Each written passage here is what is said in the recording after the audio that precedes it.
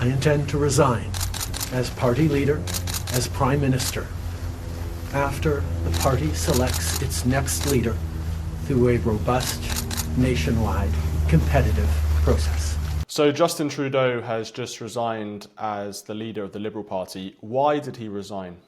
Well, he resigned, Stephen, because he has no other options left. He has exhausted all of his political capital. He has no one in the party that is supporting him to stay on at this point, besides perhaps his own internal party staff. And he had no other option. The reason, however, that he's not leaving is because he believes he's the best person to lead this country over the next few months when it comes to Canada-US relations and Donald Trump. So what were the series of events that led up to this resignation? Obviously, if he thought he was going to win the next election, I presume that he wouldn't have resigned. Yeah, it's the first major caucus revolt happened a few months ago when the Liberals lost an easy by-election in downtown Toronto, St. Paul's, which has been a Liberal riding for 30 years. They lost that riding to the Conservatives, which was a shock defeat, prompting the first caucus revolt of Toronto area MPs saying, you have no hope here. We have to have a different leader. He was able to weather that storm, but the biggest news was what happened just before the holiday break, just before Christmas, when his Deputy Prime Minister and Finance Minister, Chrystia Freeland, announced her resignation from cabinet with a scathing letter to Justin Trudeau. That was followed by a caucus revolt that this time was far too big to ignore for Justin Trudeau, and he had no other option. Really, it's been two major events at the end of 2024, but as your audience likely know, Justin Trudeau has not been popular since the Freedom Convoy protest, since the trucker protest at the beginning of 2022. Since then, his polling has been negative, and he has not been able to find any victories at all, and that has really led us to where we are today. Some opinion polls suggest that his party could be completely wiped out, down to just 9 MPs in the next general election. What are the issues that have caused Justin Trudeau to become so unpopular? You mentioned the freedom protests. What has caused this massive unpopularity? It's really the cost of living in this country that has become out of control, and it has forced people who don't pay attention to politics to start looking for answers as to why their lives are so miserable now, why everything is so expensive.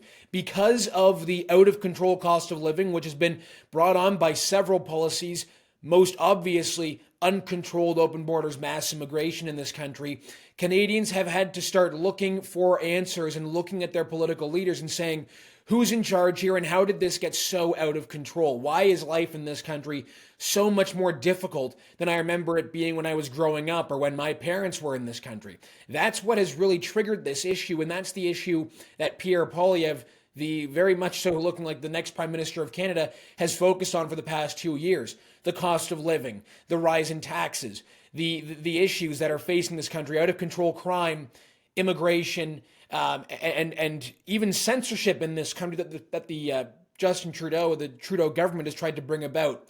Really, the issue that has brought about all of this attention is the fact that life in this country is so expensive.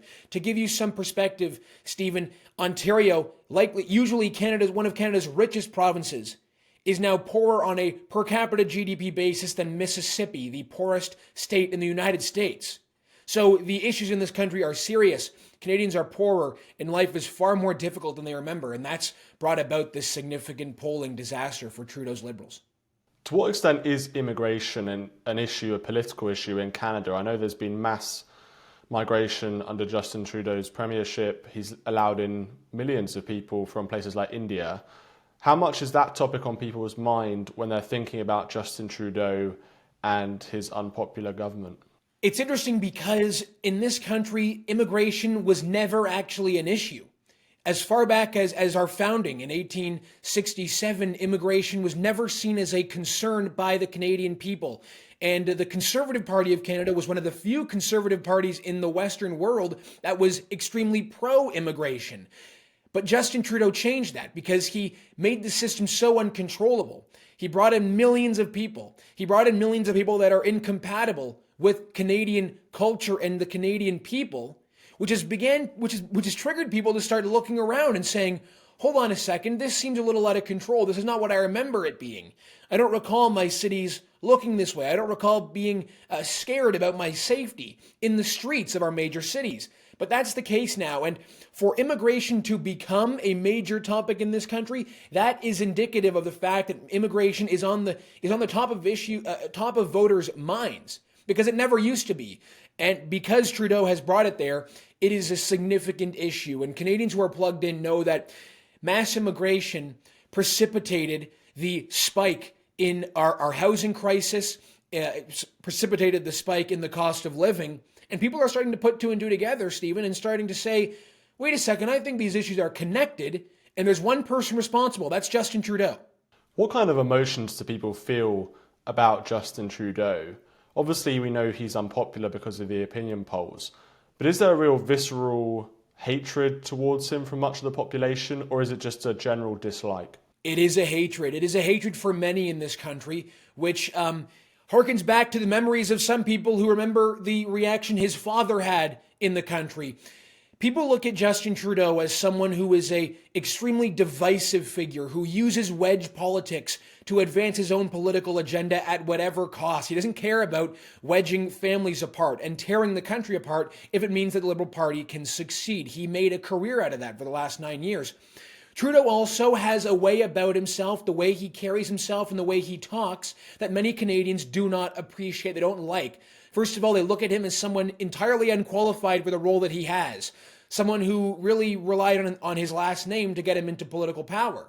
Remember, he was a drama teacher before becoming a politician and eventually the leader of the Liberal Party and Prime Minister. He has no real background that would justify his lofty position.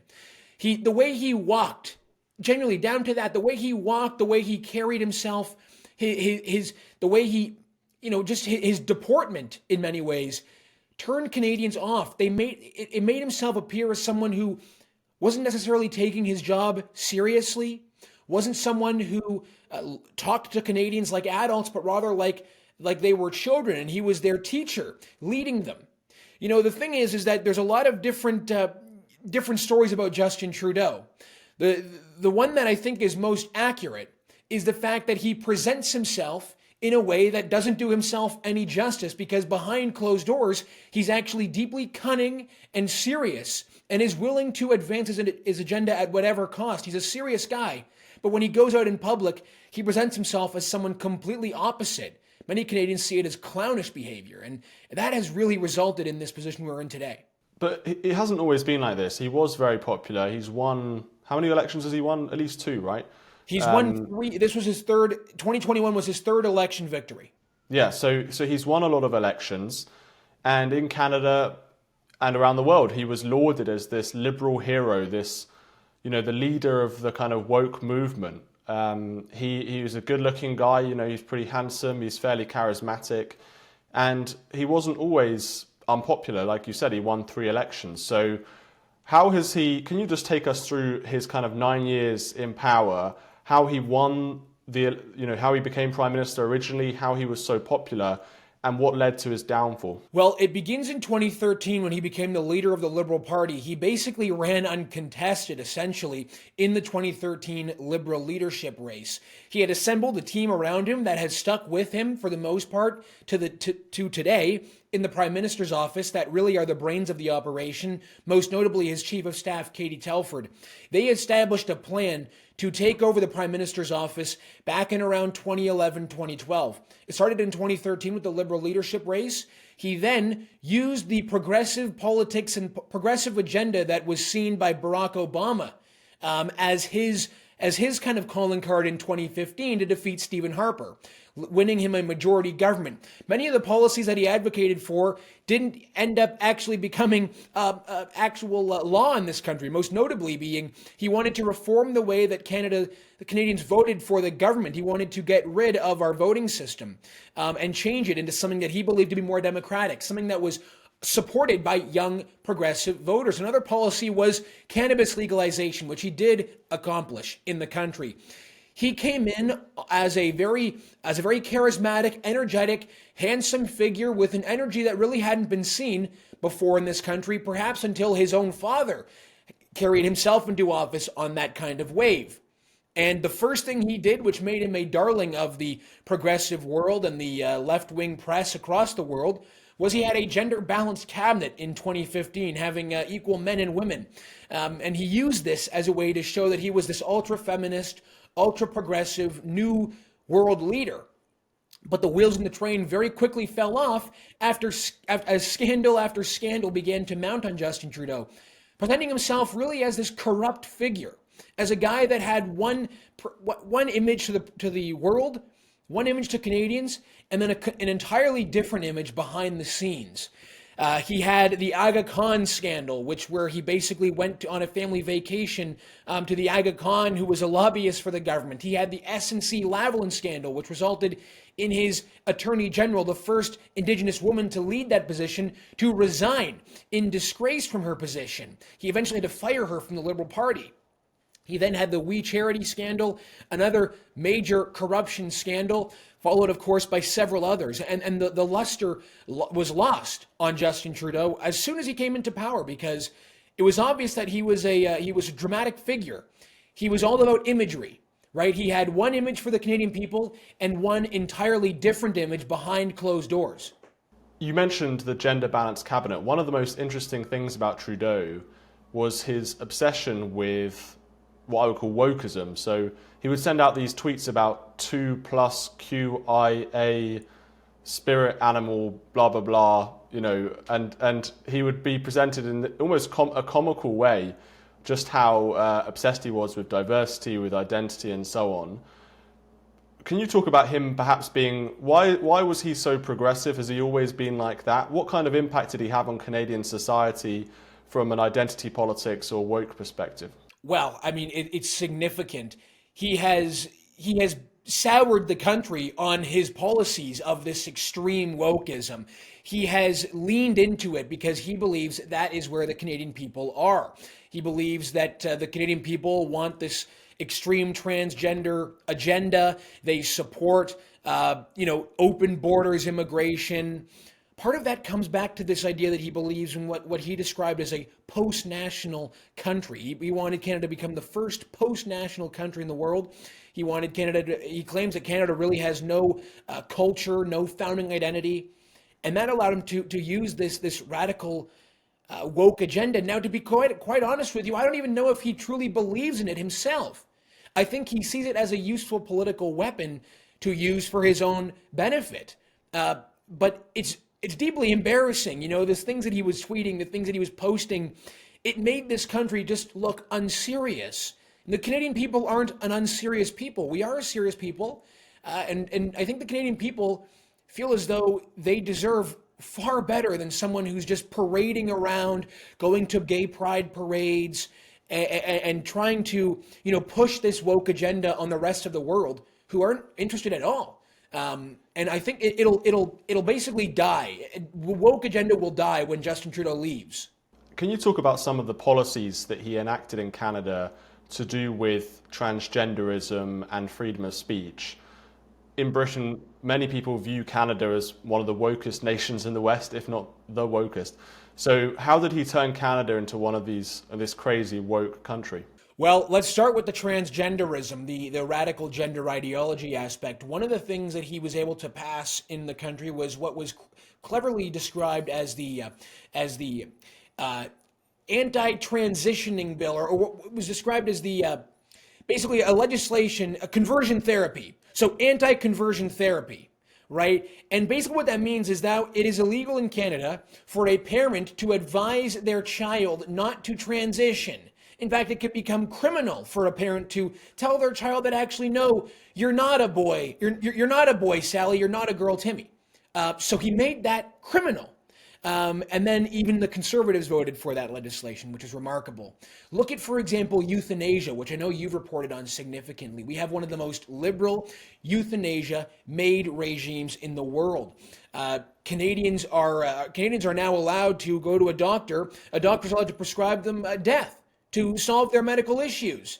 It is unbelievable what he's been able to do with that. You just go down the list, and now let's talk about free speech and censorship. Probably one of the most damaging aspects of his tenure as Prime Minister. I want to call your attention to Bill C-11, an act that basically gave a federal body the ability to manipulate social media algorithms to promote what they determined to be Canadian content.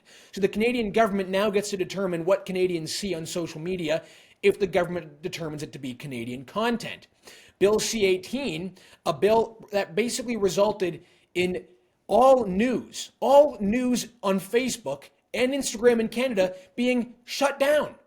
Canadians can no longer use Facebook to see the news because they tried to force Facebook to pay news sources for links, which resulted in news being shut out of Facebook.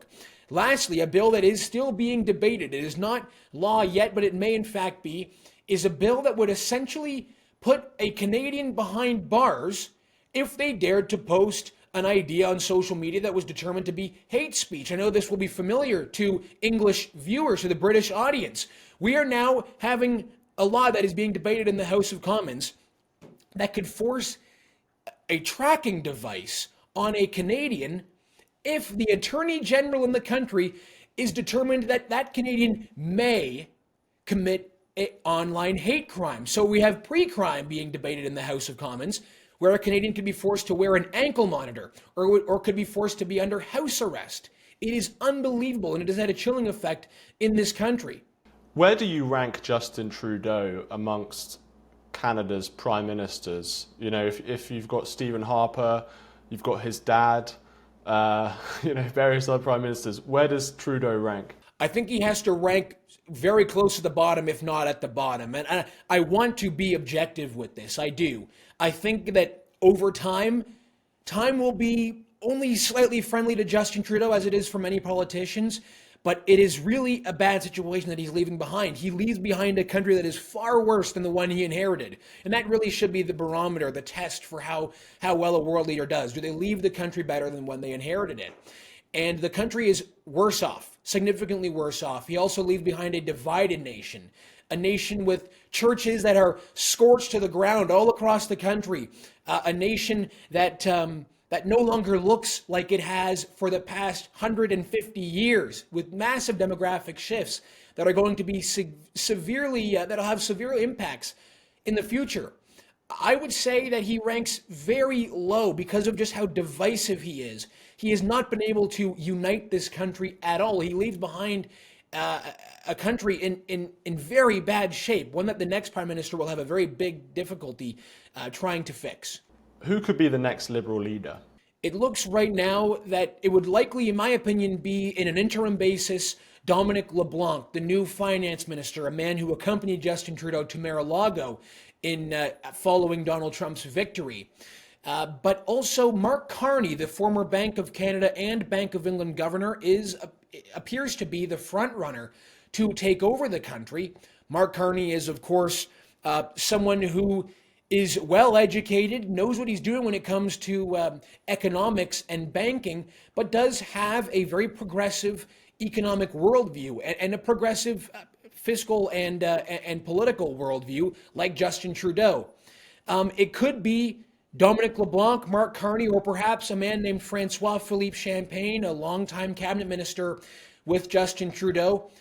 Interestingly, LeBlanc and Champagne have done a remarkable job compared to their colleagues of staying out of the press, of not being attacked for their incompetence, for their wokeness, looking like serious people, acting like serious people, unlike the rest of the Liberal cabinet. And I think that has positioned them in the best position, in the best place to eventually become the new leader.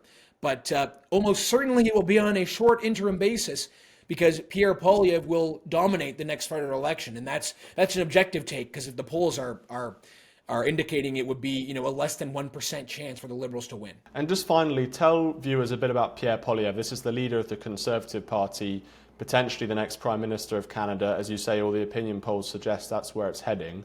Who is Pierre Poilievre? Is he a real Conservative?